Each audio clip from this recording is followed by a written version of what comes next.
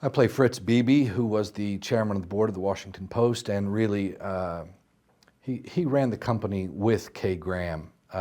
He had been part of the company prior to Kay taking over the company, and so he's a very important presence in Kay's life as an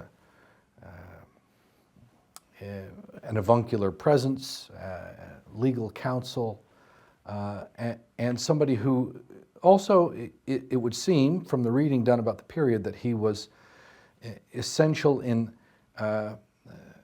deferring to Kay and completely accepting of her position as a person running this company, even though she was female and a lot of people were not allowing her,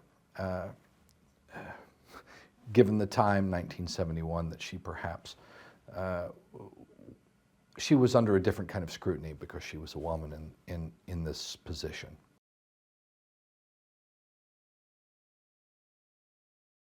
You know that Mr. Spielberg is a master filmmaker and that he's got a real technical mastery of his craft and of storytelling. He's had that for a long time, since I was watching movies as a kid.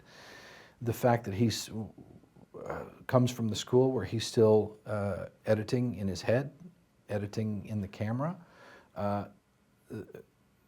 I so appreciate that technical skill. It separates a lot of wheat from the chaff.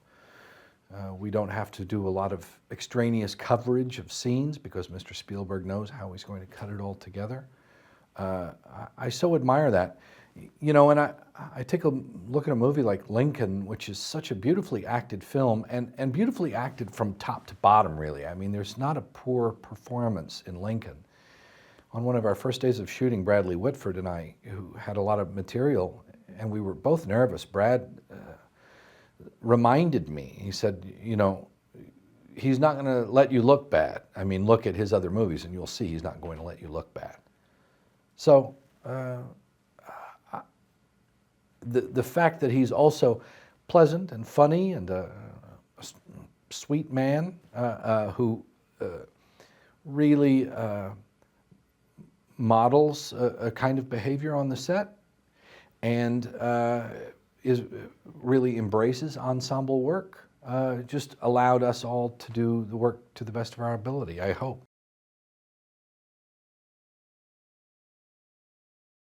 Meryl and Tom are both superb actors, and you know, most of what I know about Kay Graham and Ben Bradlee comes from, well, it comes from books, study, movies, the news of the time, and they embodied them so thoroughly from the outset. It made it very easy to do what I needed to do on the film.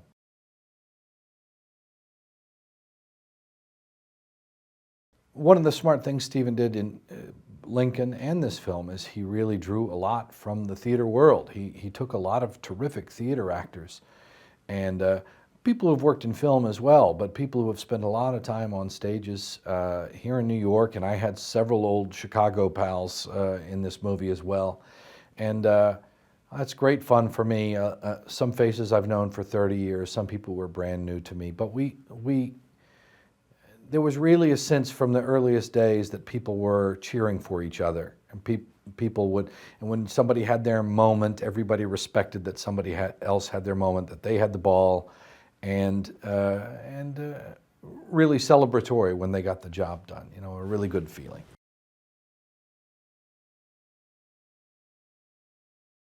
There's a reason that all these people are here right now together making this movie, and it doesn't have anything to do with money, and it doesn't have anything to do with career. It has to do with the importance of the First Amendment and of having this discussion about the First Amendment right now here in 2017. It's really essential. It's what makes us American. It defines us. And everybody, every single person that I know of who has participated in this process is here for that reason, and that reason first and foremost.